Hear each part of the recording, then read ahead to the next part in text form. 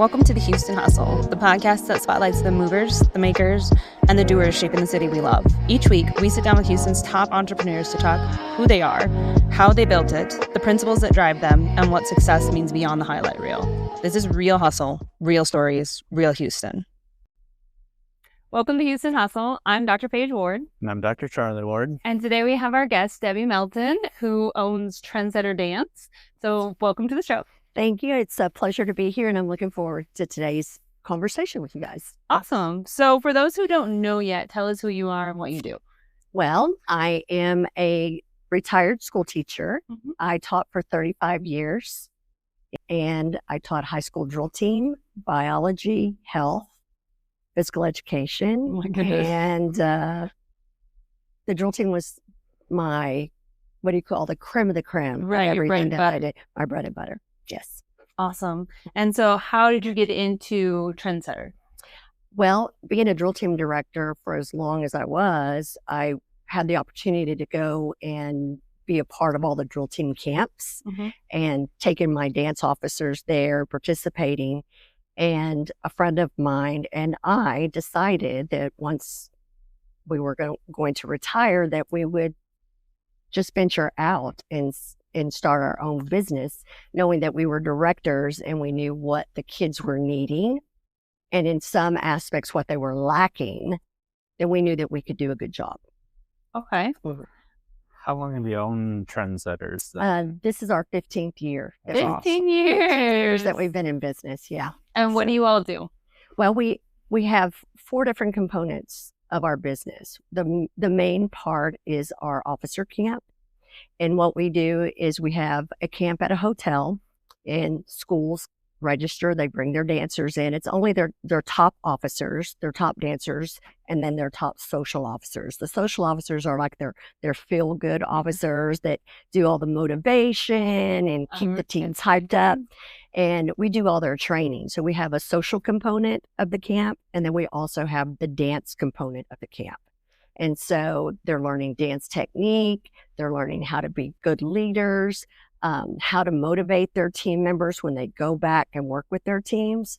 So the most important thing that we hope and we strive for with these dancers is that they're not only good dancers, but they're good leaders, and they're prepared socially when they go beyond the 4 walls of high school. That's good. That's really cool. Yeah. And then our other component that we do exclusive dance camps where high schools hire us, and our staff goes in and we do all of their choreography for football season, for contest season. And so this year our clientele did a little bit more than doubled from last year. What?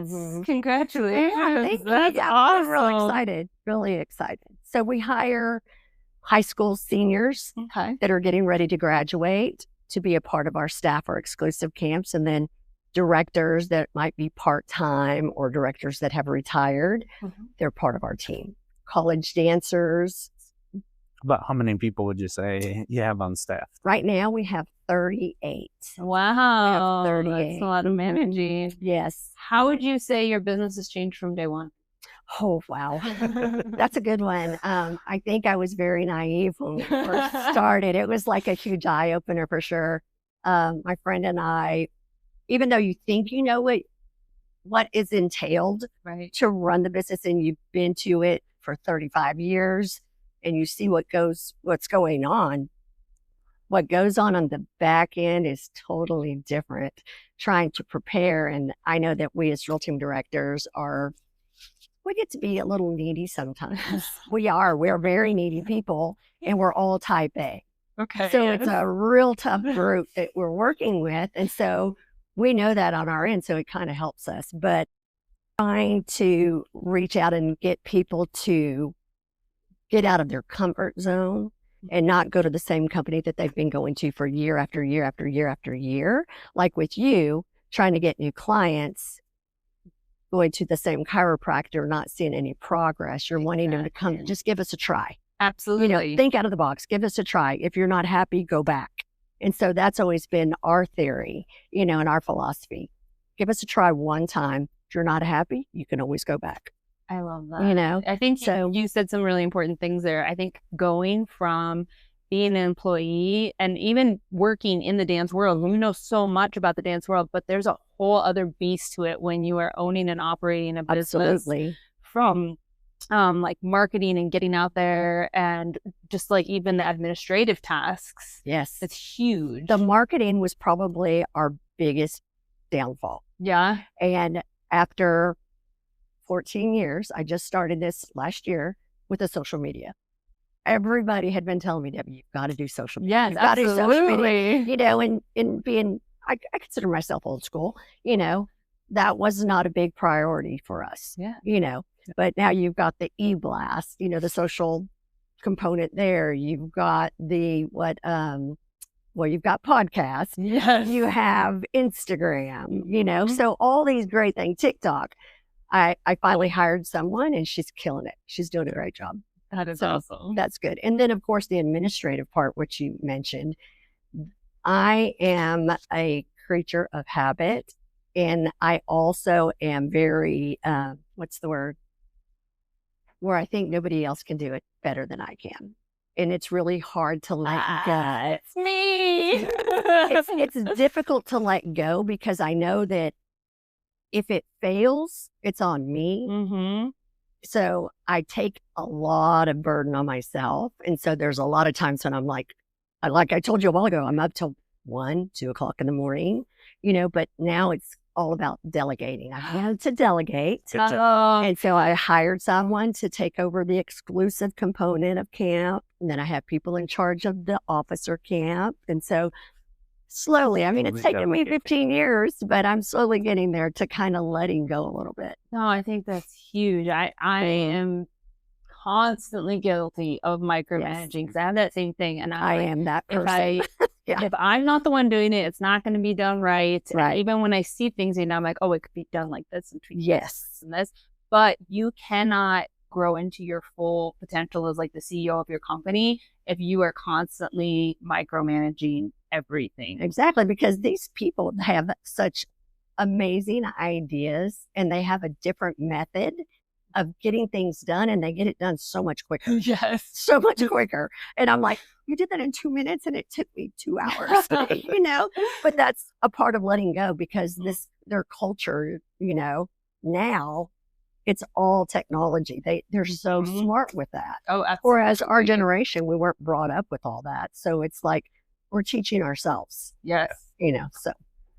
It's good that you're able to offload some of that. And I think you're starting to see some of that growth and change create bigger results for you too. Right. So it's been fun. It's a learning process. I think anybody who goes into starting a company thinking that they know it all, it's a rude awakening because you don't know it all, you know, and you're learning something new every single day. I don't care how hard you're grinding out there and working. It's a different beast every day. Yeah. It's always changing and adapting. Yeah, it's always changing and making sure that you're changing and adapting with it, which sounds like you are absolutely. We're trying. I mean, we're trying. That's awesome. Yeah.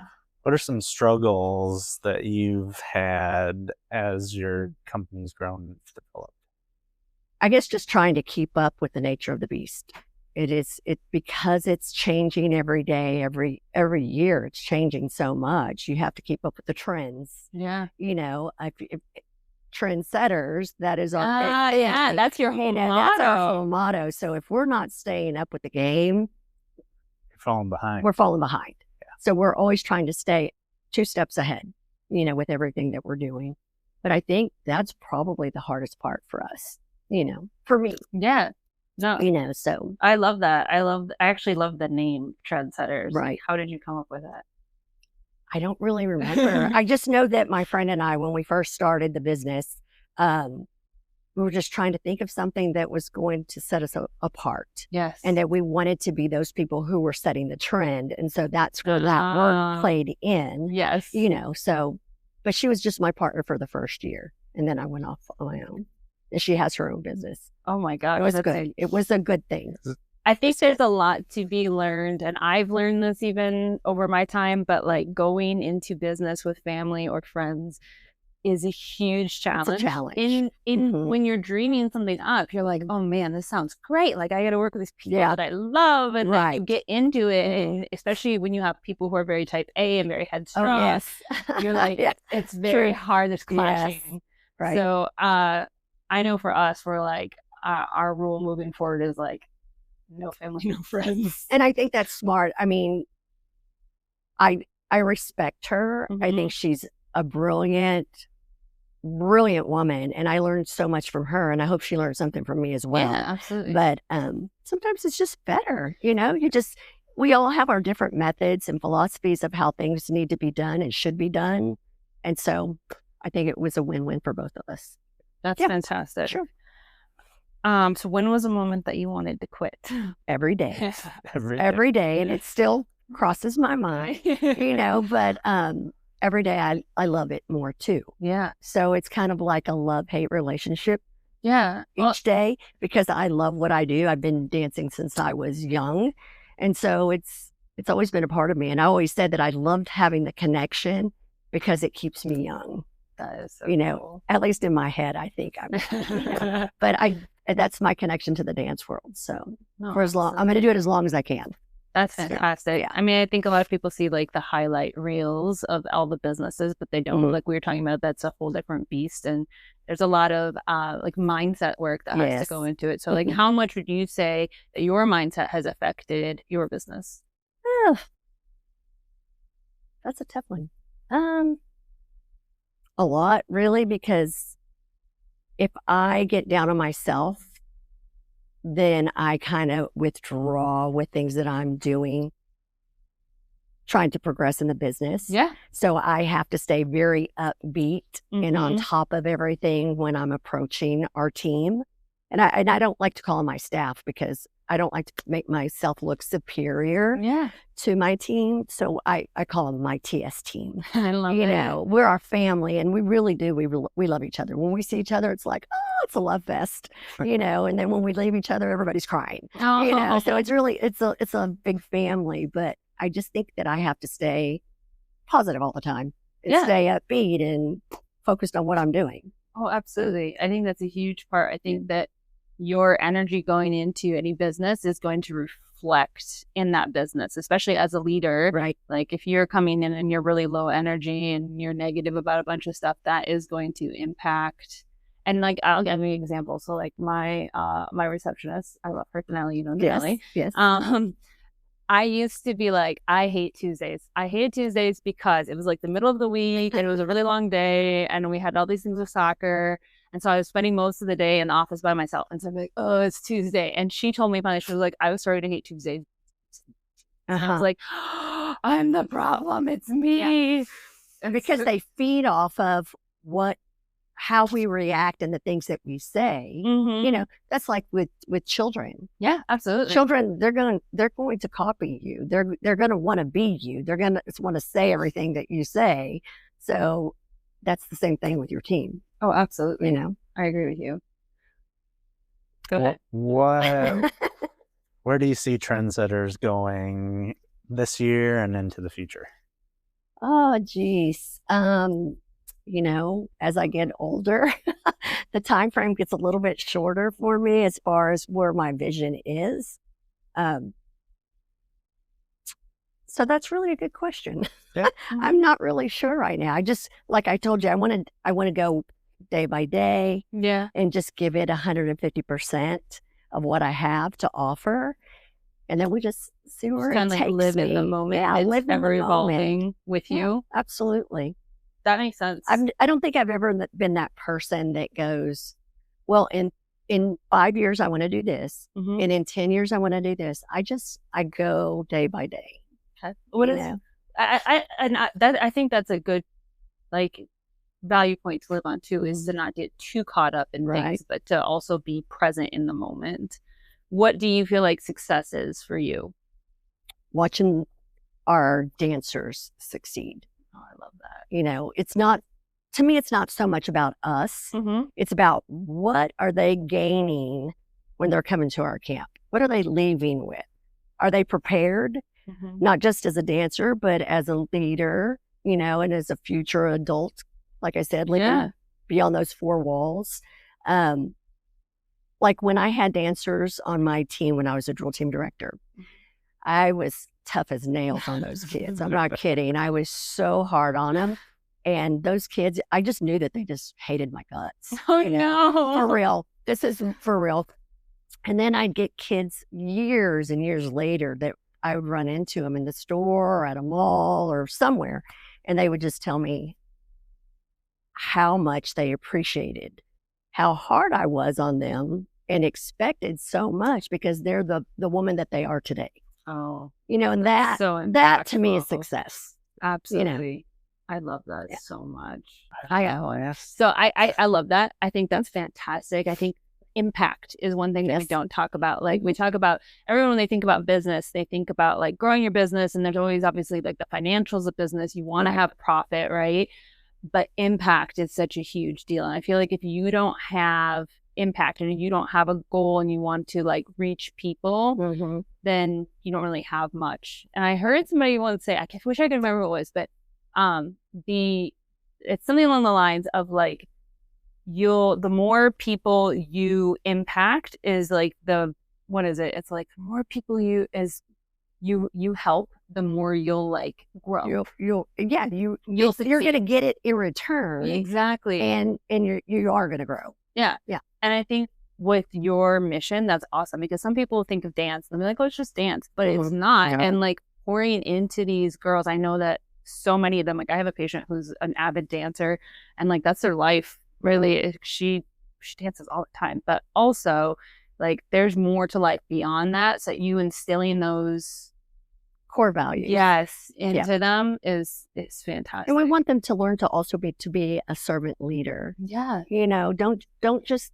There are kids that come into the program. I mean, undeniable that they're just there to dance. Yeah, but then you have that like a 50% of your team that they want to be leaders. They want to go above and beyond in everything that they're doing. It's not just about the dance, So that's always our goal. We want to create a safe, fun environment. Yeah. That's going to give them that opportunity to fail within that bubble. And then when they're ready to leave, they'll be successful. And it's okay to make those mistakes because they know how to fix it. That is so awesome. Like, I love this so much. What are some ways that you recharge or recover from like a busy season? Yeah, because you were saying that sometimes you work until late. We do we are very seasonal. So like right now we've been hitting it hard for contest season. And we'll go through to the beginning of March. And then we have a couple of weeks and we start preparing for officer camp. Officer camp comes around at the end of May. Right after that last day of camp, we start doing exclusive camps all the way through August. Oh my gosh. And then we have about a month off, and then we start getting ready for contest season again. So there's really not a lot of downtime. So what do you do for yourself personally to try and keep your energy levels up? Take a vacation. Take a vacation? No, that's so valid. We do. That's my recharge moment, so I can get away, don't talk about dance, and just try and recharge and spend quality time with my spouse or my children and my grandkids, because to me, that's my recharge. Yeah, it's the people that you are doing all of this for, too, right? Absolutely. No, that's awesome. I think that's so important. We have noticed that ourselves. Like if we grind for a long time and we never take any time off, we start to see things like our energy levels go down and it affects the business. When we like leave and take time to recharge, we come back and it's like, oh wow, now we're doing great again. So I think that is super important to have. And I believe also I learned a lot being an educator, whether you're a coach or a drill team director or a band director, anything that requires your competitions and extra time other than just teaching in the classroom, you spend so many more hours preparing and traveling with them, competing, and you're spending that time away from your family. Yeah. That every moment you have, you want to make sure it's special and intentional, and intentional, because you're gone so much. Absolutely. Yeah. I just had a question for you. Oh, we were talking about, because you were saying in the beginning, like, hey, if people go into business, they have no idea. So if you were to meet somebody who is just getting into business, what would be your piece of advice? Oh, I just had a friend that asked me that the other day. Really? Make sure this is something that you want to put 150% into, first and foremost. Just because you like the idea doesn't always mean that it's going to work out, right? And that it's going to be your cup of tea. Absolutely. So make sure you research it. Make sure you have the financial means to support it, to get started, and that you have people to support you. Absolutely. So for me, those three things were like key components for me. I had to make sure, number one, that, another one is that you have the time to dedicate to that type of a profession, whatever it is that you choose to do. Because I know for you guys, you're here all the time. Yeah. And when you're not, you're doing the family gig, which is great. So you have to have the time, you have to have the financial means, you have to have the drive and the passion. If you don't have the passion for what you're doing, why bother? Oh, absolutely. So the passion for me is always there. That's so awesome. Yeah. Yeah. I think that's a really valid point. I don't think everybody is meant to be entrepreneurs too. Like, you can get into something that you like and work with a company and help them grow. But like, if you're not willing to invest all of that energy and effort, then it might not be the best thing for you too. Right. So, and I did learn also from what we were talking about a while ago that you have to be able to delegate. Yes, you do. It's such a hard lesson. It is so hard, but I do feel like if you do not let go and have trust in the people that you have surrounding you, you're not going to succeed. No, you won't grow. You've got to let the reins go just a little bit. I mean, you can still oversee, but you've got to trust the people that you've surrounded yourself with. Because if not, why do you have them there? Absolutely. And I think that trusting them builds better relationships too. Absolutely. Like, I trust you to do these things. So I 100% agree with you. I think it's been a very hard lesson for me to learn. I'm sure you too. Me too. Yeah, absolutely. But I have seen how impactful it can be when you're not constantly in the every day-to-day thing, every single thing. It helps a lot. I agree, 100%. And then I was going to go back to something we were talking about a while ago that just triggered. You said something that triggered a response. When we're working in our line of business, not everybody's going to pick your camp company or your business to support or whatever. I think that's a hard part in the beginning. Yes, when the rejection part. But then it's just like, sooner or later, they're going to come to you. Yeah. And they're going to go, oh, wow, I've been missing out. Why haven't I been to them before? But I do think that you got to have really thick skin. Oh, absolutely. You got to get used to people saying no. Absolutely. People are going to say no to you. It's just the nature of it. If nobody said no to you, you haven't seen enough people. So. And that's like when you do a constant e-blast, the constant contact e-blast, and someone unsubscribes. I know. And you're like, dagger to the heart. Oh, why? What did I do? You don't like me? No, you don't like me. No, absolutely. So that's a tough one. No, we just implemented, I feel like we're kind of behind on the times. We just implemented our email list. Like, we have all these emails. What are we doing with them? And after we did it, we had some unsubscribes. I'm like, what? Why? I'm like, it's hard to see. Not that patient. Not that patient. Right. I know. I'm the same way, but it's just kind of like, oh, well, maybe one day. Yeah, I think you get to a point eventually where you're just like, that there's value in what you have to offer and provide. And after you've been at it long enough, you're like, okay, what's meant for me will be for me. Absolutely can't be everyone's cup of tea. And realizing that it's okay to let some people go too and be like, that's right. Absolutely. Because God has a plan for all of us. Absolutely. I 100% believe that. Okay, so let me see. Just a fun side note. What's one of your favorite Houston spots? Oh, Houston spots. I have so many. I love Houston so much. When I was young, it was Astro World. Oh my gosh. I never got to see Astro World. Oh my gosh. We'd go every weekend in the summer. We probably lived there during the week too, but Astro World was one of my favorite places, the Astrodome. Now? I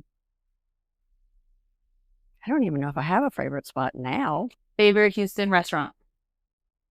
Oh, Paris. Paris. I love Paris. You know what's so funny? Paris. I need to go. You've been to Paris. I haven't been to Paris. Everyone I talks about love their pork Paris. chops too. All their food. So good. It's great. Yep. I like it. Well, if people want to get a hold of you or follow Trendsetters, where's the best way to do that?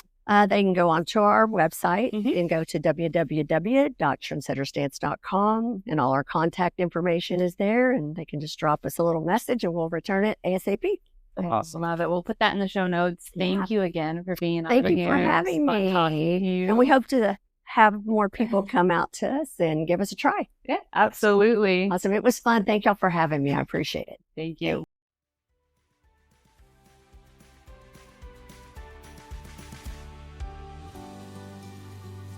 You've been listening to Houston Hustle, celebrating the entrepreneurs who are shaping our city.